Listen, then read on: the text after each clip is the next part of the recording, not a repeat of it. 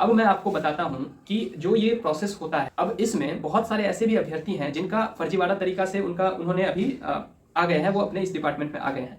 और वो अभी आप देखिए कि बीपीएससी टीआरई 1 का जो एग्जामिनेशन हुआ था, उन सभी अभ्यर्थियों का भी डॉक्यूमेंट वेरिफिकेशन के साथ साथ थंब इंप्रेशन चेक जो है वो अभी हो रहा है। पहले तो हुआ था कि नहीं हुआ था वो तो पता नहीं, लेकिन अभी हो रहा है। अब आप बताइए कि इतने सारे अभ्यर्थियों ने जिनका चयन भी हो गया है, अब वो लोग जो है वो अब थंब इंप्रेशन देंगे, तो बहुत सारे अभ्यर्थियों तो पहले से सैलरी वैलरी सब उठा। नमस्कार साथियों, कैसे हैं आप सब। आशा है कि आप सभी अच्छे होंगे, स्वस्थ होंगे और मस्त होंगे। स्वागत है आप सभी का आपके अपने YouTube channel teach for talent पे। आप सभी को जैसा कि पता है कि बिहार शिक्षक बहाली से रिलेटेड मैं सारे अपडेट देते रहता हूं अपने इस चैनल के माध्यम से। तो अगर आप लोग चैनल पे नए होंगे तो चैनल को सब्सक्राइब कर लीजिएगा, और अगर ये वीडियो पसंद आएगा तो लाइक कर दीजिएगा और शेयर कर दीजिएगा, ताकि सभी अभ्यर्थियों तक ये सारी चीज़ें पहुँच सके। नोटिस आया है कि 35 या 36 कुछ ऐसे अभ्यर्थी हैं जिनको जो है वो निरस्त कर दिया गया है, उनके डॉक्यूमेंट को वेरिफिकेशन में उनको हटा दिया गया है।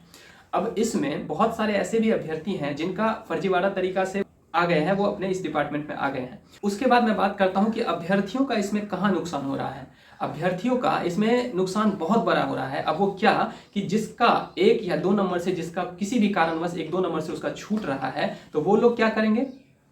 अब जिनका सिलेक्शन ज़्यादा नंबर लाके, चाहे वो किसी भी प्रोसेस से उनका ज़्यादा नंबर आ गया हो, मैं जो सही तरीके से अभ्यर्थी लाए हैं नंबर, उसके बारे में मैं बात नहीं कर रहा हूं। जो फर्जीवाड़ा तरीके से बीपीएससी में घुस गए हैं और अपना जो है वो शिक्षक पद का जो है वो लोग चयन कर लिए हैं और वो शिक्षक बन गए हैं, जो स्कूल में पढ़ा रहे हैं, मैं उनकी बात कर रहा हूं जो गलत तरीके से पहुंचे हैं। अब उस चक्कर में क्या होता है कि जो अभ्यर्थी पहले से, जिनका 1 या 2 नंबर से मिनिमम कट ऑफ के कारण उनका जो है वो छूट गया होगा, तो वो अभ्यर्थी का तो कहीं ना कहीं उनका भविष्य जो है वो आप अंधकार कर दिए। क्योंकि बहुत सारे ऐसे अभ्यर्थी हैं जहां पे 80 पे कट ऑफ गया है, तो 78 79 वाले नंबर वाले जो लड़के होंगे उनको छूट गया होगा। अब अगर सही तरीके से पहले जो है डॉक्यूमेंट वेरिफिकेशन होता, बहुत, क्योंकि डॉक्यूमेंट वेरिफिकेशन में कैसे हुआ है वो आप सभी ने भी देखा होगा, और जो कैंडिडेट ने डॉक्यूमेंट वेरिफिकेशन करवाया होगा उनको भी पता होगा कि उनका डॉक्यूमेंट वेरिफिकेशन किस तरह से हुआ है। आपने डॉक्यूमेंट वेरिफिकेशन करवाया, क्यों ना उसी समय में आप बहुत अच्छे तरीके से डॉक्यूमेंट वेरिफिकेशन करते, साथ साथ थंब इंप्रेशन भी उसी समय में लेते, कि जो अभ्यर्थी सही तरीके से जो अभ्यर्थी गए हैं उनका चयन होता, और जो गलत तरीके से फर्जीवाड़े तरीके से जा रहे हैं उनका जो है वो वहीं पे डिफ्यूज कर दिया जाता है, वहीं पे उनको हटा दिया जाता है और वहीं पे उन पर कुछ कार्रवाई कर दिया जाता।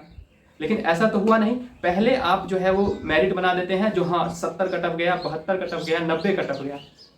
अब उस चक्कर में जिसका 89 आया था, जिसका 88 आया था, उसका सिलेक्शन तो नहीं रहा हुआ। अब बहुत सारे ऐसे अभ्यर्थी हैं, क्योंकि अब बात ये भी चल रही है कि सप्लीमेंट्री रिजल्ट, जो कि आयोग के जो चेयरमैन हैं अतुल प्रसाद जी, उनके द्वारा भी ट्वीट किया गया कि सप्लीमेंट्री रिजल्ट हम देंगे। अब कितना सप्लीमेंट्री रिजल्ट दिया जाएगा, और जो अभ्यर्थी यहाँ पे छटा रहे हैं, जो सीटें बच रही है, क्या उस पर आप सप्लीमेंट्री रिजल्ट देंगे? सभी सीटों को जोड़ के आप सप्लीमेंट्री रिजल्ट देंगे कि नहीं देंगे? सभी अभ्यर्थियों का ये सवाल है, और जब मैं अपने कमेंट्स को पढ़ता हूं तो ये सवाल कॉमन ही रहता है। बाकी मैं सोशल मीडिया के माध्यम से भी जब अगर देखता हूं तो ये सवाल तो कॉमन ही है कि ज्यादा से ज्यादा मात्रा में सप्लीमेंट्री रिजल्ट दे, खास करके जितनी सीटें वैकेंट हैं उन सभी सीटों पे सप्लीमेंट्री रिजल्ट जारी हो, और जो फर्जीवाड़ा तरीके से डॉक्यूमेंट वेरिफिकेशन में निकलते हैं और वो जो सीटें बचती हैं उस पर भी सप्लीमेंट्री रिजल्ट जारी हो, यानी कि टोटल का समायोजन करके, टोटल को जोड़ के एक रिजल्ट जो है वो आप प्रकाशित करिए। तब जाके सभी अभ्यर्थियों को सेटिस्फैक्शन होगा, और तब जाके एक बिलीफ सिस्टम उत्पन्न होगा जो बीपीएससी ने हाँ सही तरीके से चयन किया है, सही तरीके से सभी अभ्यर्थियों को जो है वो का सिलेक्शन प्रोसेस जो है वो उन्होंने किया है।